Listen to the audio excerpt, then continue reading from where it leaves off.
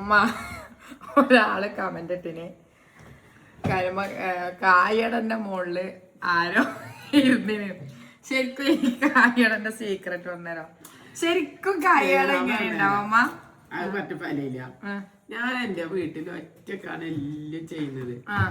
ഒരുപാട് കായയുടെ ചുട്ട് ഇറച്ചിയുടെ ചുട്ട് ഞാൻ ഉണ്ടാക്കിയത് കായട. നമുക്ക് ഇതിനാളെ അത് മറ്റു പലയില്ല. ഞാൻ പറഞ്ഞുതരാം.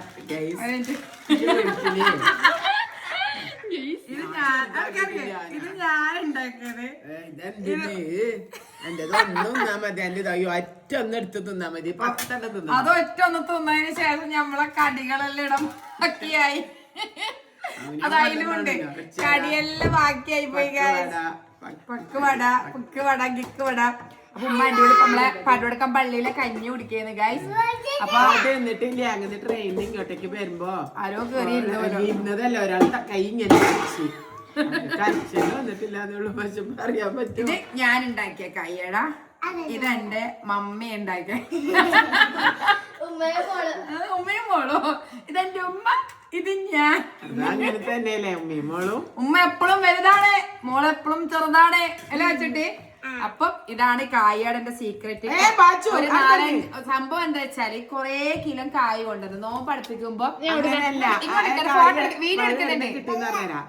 ജ്യേഷ്ഠത്തിന്റെ മോന്റെ മോളെ കല്യാണം കഴിഞ്ഞ് അവിടെ ഇഷ്ടം പോലെ ഫ്രൂട്ട്സ് ഉണ്ടെന്നിരുന്നു.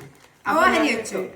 അപ്പൊ എന്റെ ഓഹരിയും ഉമ്മാന്റെ ഓഹരി ഉമ്മക്കൂടെ. അപ്പൊ ഞാൻ വന്ന് ഇങ്ങനെ എടുത്തന്നെ അതിനായിട്ട് കൊണ്ടുവരണ്ടേ ഇങ്ങോട്ട്. അപ്പൊ അത് എനിക്ക് കൊണ്ടുവരാൻ വേണ്ടിട്ട് പറയും.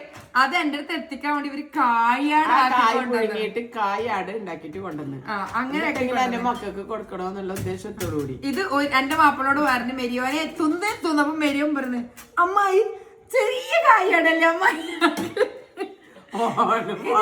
ഇതിന് 3 അമ്മായി.